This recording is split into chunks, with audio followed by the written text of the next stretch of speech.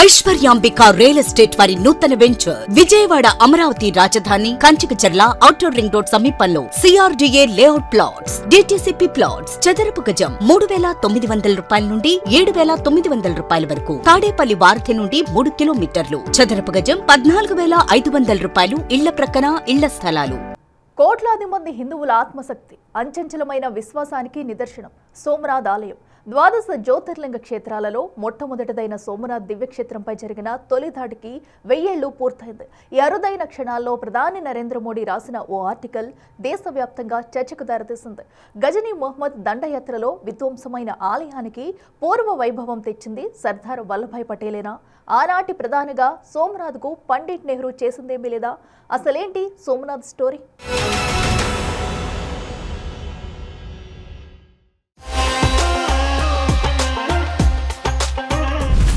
వందల ఏళ్ల దాడులను తట్టుకుంది.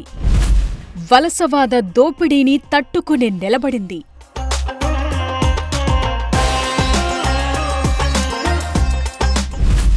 సోమనాథ్ క్షేత్రంపై దండయాత్రకు 1000 ఏళ్లు.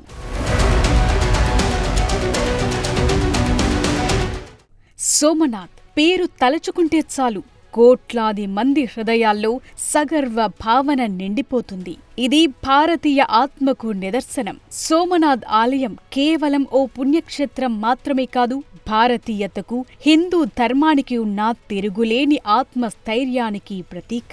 1000 ఏళ్ల చరిత్రలో ఎన్నో దాడులు, విధ్వంసాలు ఎదుర్కొన్న ప్రతిసారి మరింత వైభవంగా పునర్నిర్మితమైన ఈ ఆలయ చరిత్ర ఓ అద్భుతం. ఈ క్షేత్రం గుజరాత్లోని ప్రభాస్ పఠాన్ అనే ప్రదేశాన్ని పావనం చేస్తోంది. ద్వాదశ జ్యోతిర్లింగాల్లో తొలి జ్యోతిర్లింగంగా సోమనాథ్ ఆలయం నాగరికత, ఆధ్యాత్మికత ప్రాధాన్యాన్ని ప్రతిబింబిస్తుంది.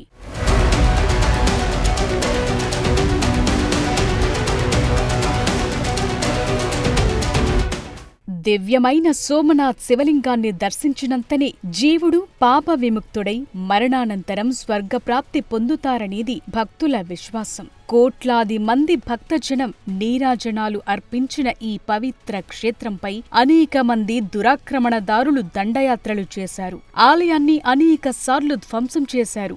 ఈ క్రమంలో సోమనాథ్ ఆలయంపై తొలి దాడికి 1000 ఏళ్లు పూర్తవుతోంది. 1026వ సంవత్సరం జనవరిలో గజనీ మెహమ్మద్ క్రూరమైన హింసాత్మక దండయాత్రలో భాగంగా ఈ ఆలయంపై దాడి చేశాడు. ప్రజల భక్తి విశ్వాసాలకు, నాగరికతకు సుసంపన్న ప్రతీక అయిన ఈ ఆలయాన్ని ధ్వంసం చేయాలని చూశాడు. అయితే సోమనాథ్కు పూర్వ వైభవం దిశగా ఏళ్లపాటు సాగిన కృషి ఫలితంగా 1000 ఏళ్ల తరువాత కూడా ఈ ఆలయ కీర్తి ప్రకాశవంతంగా వెలుగొందుతోంది. ఈ క్రమంలోని ఓ ముఖ్యమైన ఘట్టానికి ఈ 2026 సంవత్సరంలోనే 75 సంవత్సరాలు పూర్తవుతాయి. ఆలయ పునరుద్ధరణ తరువాత 1951 మే 11న అప్పటి రాష్ట్రపతి డాక్టర్ రాజేంద్ర ప్రసాద్ సమక్షాన నిర్వహించిన కార్యక్రమంలో భక్తులకు జ్యోతిర్లింగ దర్శన భాగ్యం కల్పిస్తూ సోమనాథ్ ఆలయం తలుపులు మళ్లీ తెరుచుకున్నాయి.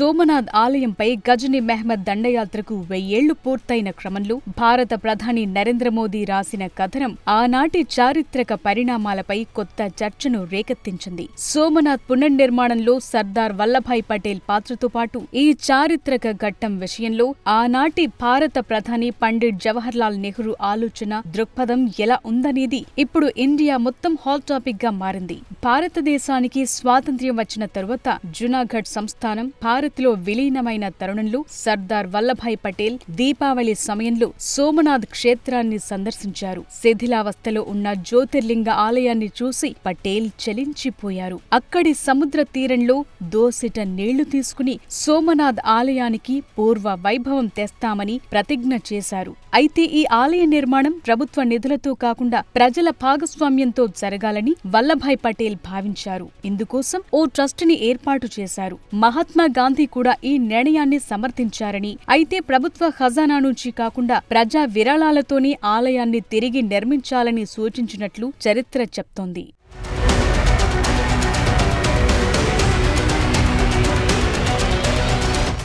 సోమనాథ్ ఆలయ పునర్నిర్మాణం విషయంలో అప్పటి ప్రధాని జవహర్లాల్ నెహ్రూ కొంత అభ్యంతరం చెప్పారనే చర్చుంది. ఈ విషయంలో నెహ్రూకు సర్దార్ పటేల్కు మధ్య తీవ్రమైన అభిప్రాయ భేదాలున్నాయి. నెహ్రూ దృష్టిలో సెక్యులర్ దేశమంటే ప్రభుత్వం మతపరమైన కార్యకలాపాలకు దూరంగా ఉండాలని, ఓ పురాతన ఆలయ పునర్నిర్మాణంపై ప్రభుత్వం శ్రద్ధ చూపటం సరికాదని ఆయన ఆందోళన చెందారు. అంతేకాదు సోమనాథ్ ఆలయ ప్రారంభోత్సవానికి అప్పటి రాష్ట్రపతి డాక్టర్ రాజేంద్ర ప్రసాద్ వెళ్లడాన్ని నెహ్రూ వ్యతిరేకించారు. రాష్ట్రపతి హోదాలో ఇలాంటి కార్యక్రమాలకు వెళ్లటం సరికాదని లేఖ కూడా రాశారు. కానీ రాజేంద్ర ప్రసాద్ నెహ్రూ అభ్యంతరాన్ని తోసిపుచ్చి వ్యక్తిగత హోదాలో వెళ్లి ఆలయాన్ని ప్రారంభించారు. అలా 1951 మే 11న ఆలయం తిరిగి భక్తులకు అందుబాటులోకొచ్చింది. కానీ ఈ గొప్ప ఘట్టాన్ని చూసేందుకు సర్దార్ పటేల్ భూమి మీద లేరు.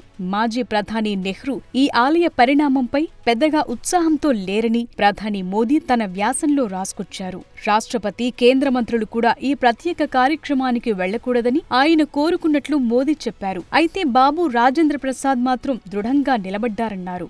సోమనాథ్ కేవలం ఓ ఆలయం కాదని, అది భారతీయ ఆత్మ గౌరవమని ప్రధాని మోదీ చెప్పారు. వేల ఏళ్ల నాటి బానిసత్వ చిహ్నాలను చెరిపేసి సాంస్కృతిక వారసత్వాన్ని పునరుద్ధరించటమనేది దేశ ప్రగతికి సంకేతమని మోదీ చెప్తున్నారు. గజనీ మెహ్మద్ దండయాత్రలో ఆలయం కూలిపోయినా భారతీయుల విశ్వాసం చెక్కు చెదరలేదన్నారు.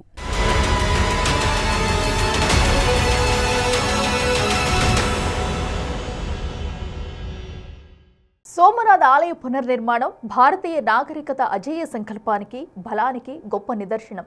విదేశీ దురాక్రమణదారులు ఎన్నిసార్లు దాడి చేసినా ప్రతిసారి ఈ క్షేత్రం మరింత వైభవోపేతంగా తిరిగి పుంజుకుంది.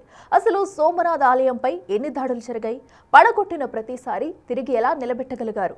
సోమనాథ్ స్వాభిమాన్ పర్వ పేరుతో ఈ ఏడాదంతా ఏం చేయబోతున్నారు?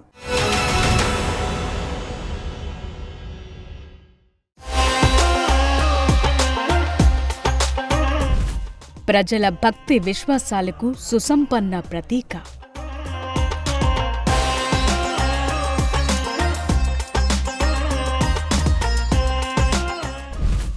తొలి జ్యోతిర్లింగ క్షేత్రంగా ఆధ్యాత్మిక ప్రాధాన్యం. సోమనాథ్ క్షేత్రానికి ఆధ్యాత్మికంగా ఎంతో ప్రాశస్త్యముంది. తొలి దాడి జరిగిన 1000 ఏళ్ల సోమనాథ్ గాథ విధ్వంసం ద్వారా కాకుండా కోట్లాది మంది భారతీయుల అచంచల ధైర్య సాహసాల ద్వారా నిర్వచించొచ్చని సగర్వంగా చెప్తానన్నారు ప్రధాని మోదీ. గజనీ మెహ్మద్ దండయాత్ర తరువాత సోమనాథ్ ఆలయంపై అనేక దాడులు జరిగాయి. దాడి జరిగిన ప్రతిసారి ఆలయాన్ని కాపాడుకునేందుకు ప్రజలు అడ్డుపడ్డారు. ఇంకొందరు ప్రాణత్యాగం చేశారు. సోమనాథ్ ఆలయం భారతదేశ సంస్కృతి, ఆధ్యాత్మిక పట్టుదలకు సజీవ సాక్ష్యం. అనేకసార్లు విదేశీ దండయాత్రలకు, విధ్వంసాలకు గురైన ప్రతిసారి మరింత వైభవంగా పునర్నిర్మించారు.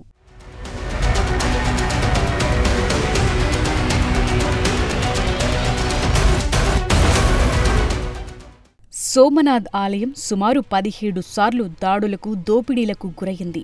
1026వ సంవత్సరంలో గజనీ మెహ్మద్ జరిపిన దాడిలో ఆలయ సంపదను దోచుకెళ్లారు. జ్యోతిర్లింగాన్ని ముక్కలు చేశారు. ఆ తరువాత 1299లో అలావుద్దీన్ ఖిల్జీ, 1995లో జాఫర్ ఖాన్, 1451లో మెహమూద్ బెగ్డా ఆలయాన్ని ధ్వంసం చేశారు. చివరకు ఔరంగజేబు కూడా ఆలయాన్ని పునరుద్ధరించలేని విధంగా ధ్వంసం చేయాలని ఆదేశించాడు. ఇలాంటి ఎన్నో దాడులు జరిగిన ఆలయం తిరిగి నిలబడింది. అందుకే సోమనాథ్ ఆలయాన్ని వినాశనం లేని అక్షరధామంగా పిలుస్తారు. దీని వెనుక ఉన్న రహస్యం రాళ్లు రప్పలు కాదు, భారతీయుల అచంచలమైన భక్తి సంకల్పమే. దాడి జరిగినప్పుడల్లా స్థానిక రాజులు, భక్తులు వెనకడుగు వెయ్యకుండా ఆలయాన్ని మళ్లీ నిర్మించారు. 12 జ్యోతిర్లింగాల్లో సోమనాథ్ మొట్టమొదటిది కావటం వల్ల హిందూ ధర్మంలో ఈ ఆలయానికి అత్యున్నత స్థానముంది. అందువల్ల ఎన్ని అడ్డంకులు ఎదురైనా క్షేత్రాన్ని కాపాడుకుంటూ వచ్చారు. భారత్కు స్వాతంత్ర్యం వచ్చాక సర్దార్ వల్లభాయ్ పటేల్ చొరవతో ఇప్పుడున్న అద్భుతమైన ఆలయాన్ని పునర్నిర్మించారు. నాశనం చేసే శక్తి కంటే సృష్టించే శక్తి ఎప్పుడూ గొప్పదేనని సోమనాథ్ ఆలయ పునరుద్ధరణ నిరూపిస్తూ వచ్చింది.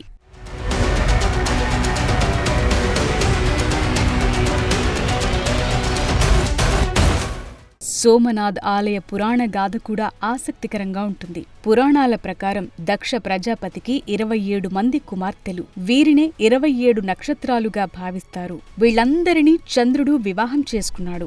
అయితే చంద్రుడు తన భార్యలందరినీ సమానంగా చూడకుండా కేవలం రోహిణి పట్ల మాత్రమే అమితమైన ప్రేమాభిమానాలు చూపేవాడు.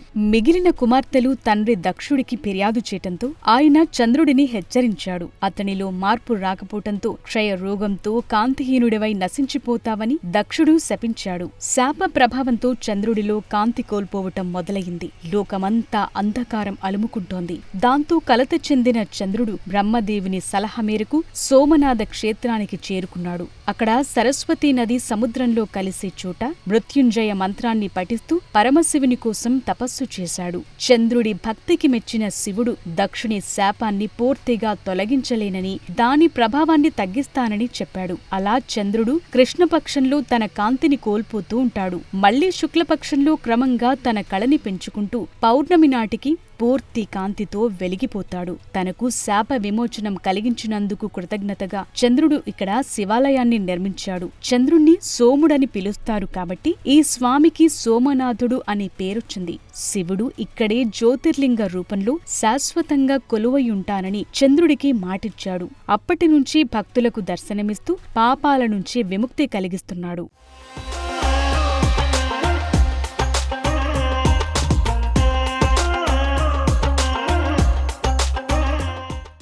సోమనాథ్ ఆలయానికి ఓ విశిష్టత ఉంది. ఆలయ ప్రాంగణంలో సముద్ర తీరాన ఓ బాణ స్తంభముంటుంది. దానిపై ఉన్న శాసనం ప్రకారం ఆ స్తంభమున్న చోటు నుంచి దక్షిణ ధ్రువం వరకు మధ్యలో ఎక్కడా ఎలాంటి భూభాగం అడ్డురాదు. అంటే ఆ బాణస్తంభం నుంచి నేరుగా సౌత్ పోల్ వరకు కేవలం సముద్రమే ఉంటుంది. ప్రాచీన కాలంలో భారతీయులకు భూగోళంపై ఉన్న అవగాహనకు ఇదే నిదర్శనం. భారత ప్రధాని నరేంద్ర మోదీ ఈ నెల 11న గుజరాత్లోని సోమనాథ్ ఆలయాన్ని సందర్శించనున్నారు. ఆలయంపై విదేశీయులు తొలిసారి దాడి చేసి ధ్వంసం చేసిన దురాగతానికి 1000 ఏళ్లవుతోన్న క్రమంలో సోమనాథ్ స్వాభిమాన్ పర్వ్ పేరుతో ఈ ఏడాదంతా వివిధ కార్యక్రమాలను నిర్వహిస్తున్నారు. ఈ నెల 8 నుంచి 11వ తేదీ వరకు ఆధ్యాత్మిక, సాంస్కృతిక ఉత్సవాలు జరగనున్నాయి. సోమనాథ్ ఆలయ చరిత్ర కేవలం ఓ కట్టడం గురించిన కథ కాదు. అణచివేతలను తట్టుకుని ఓ జాతి తిరిగి లేచి నిలబడిన తీరుకు నిదర్శనం. మన సంస్కృతి, నాగరికతను కాపాడిన కోట్లాది మంది భారతీయుల అజేయమైన సాహస గాథే సోమనాథ్ జ్యోతిర్లింగ క్షేత్రం.